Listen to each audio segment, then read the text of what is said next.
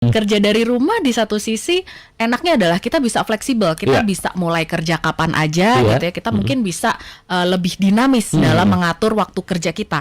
Tapi di sisi lain karena kerja dari rumah ini juga efeknya ini kok kayaknya nggak ada berakhirnya ya waktu kerjaan ya, jam kerjanya iya, kayak aku nggak tahu Terus kerja bener, gitu ya. terus kok dari yang tadi nih misalnya rapat offline gitu ya, rapat di kantor. Setelah selesai jam kerja pada saat pulang kan rapat nggak berlanjut. Iya, betul. Sedangkan ketika Zoom itu ketika udah ada mulai Zoom gitu ya atau aplikasi yang lain yang untuk mendukung remote working Iya, ini iya. kok jadwal rapat kok bisa ya, misalnya jam kerjanya selesai sampai jam 4, ini kok bisa rapat 15.30 by Zoom.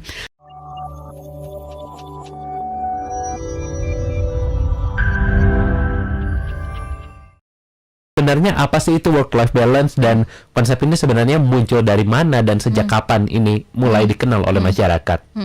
Oke, baik, terima kasih pertanyaannya Mas Hans. Nah, kita ngomongin tentang work-life balance. Pertama kita bertanya-tanya dulu apa sih sebetulnya work-life balance. Nah, jadi work-life balance ini sebetulnya adalah konsep tentang gimana caranya kita punya keseimbangan antara pekerjaan yang kita lakukan dengan kehidupan pribadi yang kita miliki gitu. Karena kita sebagai manusia itu kan kita punya perannya macam-macam nih, peran sebagai individu, peran sebagai pekerja, peran sebagai pasangan, sebagai orang tua, teman, anak, dan macam-macam. Nah, gimana sih caranya kita bisa menyeimbangkan nih biar tidak hanya condong pada satu aspek saja. Untuk konsepnya work-life balance sendiri ini sebetulnya tuh udah ada sejak lama, Mas Hans. Cuman di tahun 80-an nih seiring dengan semakin banyaknya perempuan masuk ke dalam angkatan kerja, ke dalam dunia kerja, dan kemudian juga sejak batasan antara pekerjaan dengan kehidupan pribadi itu mulai kabur, mulai samar. Nah, disitulah muncul konsep yang namanya work-life balance gitu, bahwa kita perlu nih menyeimbangkan antara kehidupan pribadi yang kita miliki dengan tuntutan pekerjaan yang kita jalani.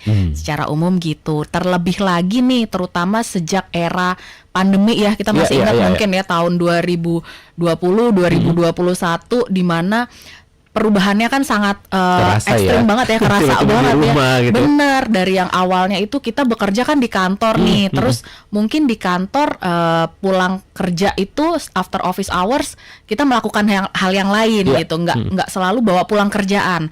Terus pada saat pandemi tiba-tiba yang kita lakukan adalah kerjanya dari rumah nih. Kerja dari rumah di satu sisi enaknya adalah kita bisa fleksibel, kita bisa mulai kerja kapan aja gitu ya. Kita mungkin bisa lebih dinamis dalam mengatur waktu kerja kita.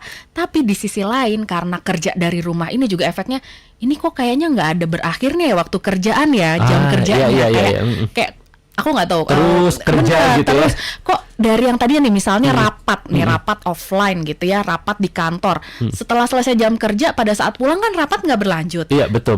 Sedangkan ketika Zoom itu ketika udah ada mulai Zoom gitu ya atau aplikasi yang lain yang untuk mendukung remote working ini kok jadwal rapat kok bisa ya, misalnya jam kerjanya selesai sampai jam 4, ini kok bisa rapat 15.30 by Zoom.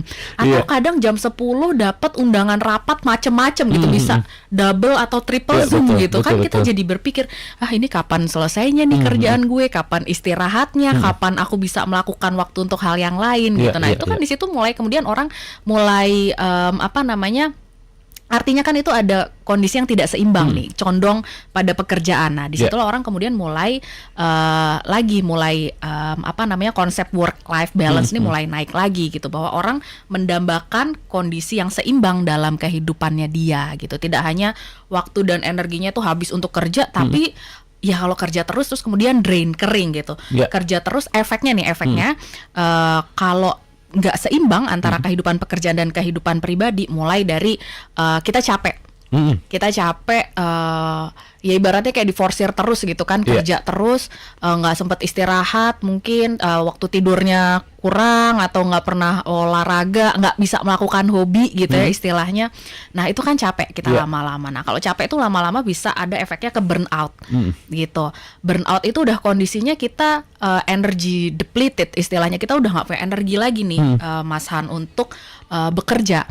Efeknya lagi dari burnout itu bisa berpotensi ke arah kontraproduktif gitu. Orang kalau lagi burnout bisa jadi loh dia diminta untuk melakukan kerjaan yang sederhana atau kerjaan yang sepele, salah. Iya, Gitu iya, kan, iya, itu iya, jadi iya. kontraproduktif Betul, betul, betul. sebetulnya.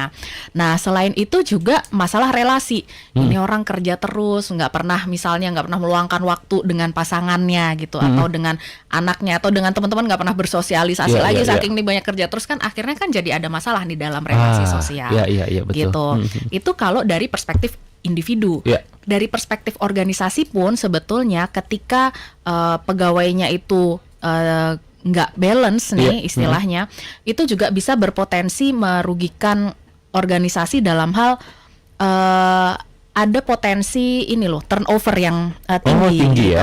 Betul. Ketika dia ngerasa ini kok di tempat ini kok gue kerja terus nih, gue nggak pernah punya kehidupan pribadi nih, kan orang akan mempertimbangkan tuh untuk pindah ke tempat lain yang kayak tadi Mas Han sudah bilang, nyari kerja nih yang dicek ini gue bisa work life balance nggak nih di sini gitu kan. Ketika dia berada di tempat yang tidak mendukung untuk work life balance, maka dia akan bisa berpotensi untuk turnover atau untuk resign juga.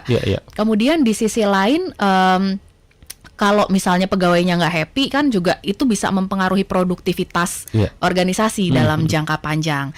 Dan kemudian juga yang bisa berpotensi efeknya bagi organisasi itu bisa terjadi konflik antar pegawai. Kayak misalnya gini deh, ini ada satu pegawai yang dia dibolehin cuti. Nah, tapi di sisi lain, ya perusahaan ini harus tetap berjalan gitu. Betul, jadi betul. orang lain perlu ada yang backup kerjaannya dia. Ya kan bisa berpotensi terjadi resentment dong. Jadi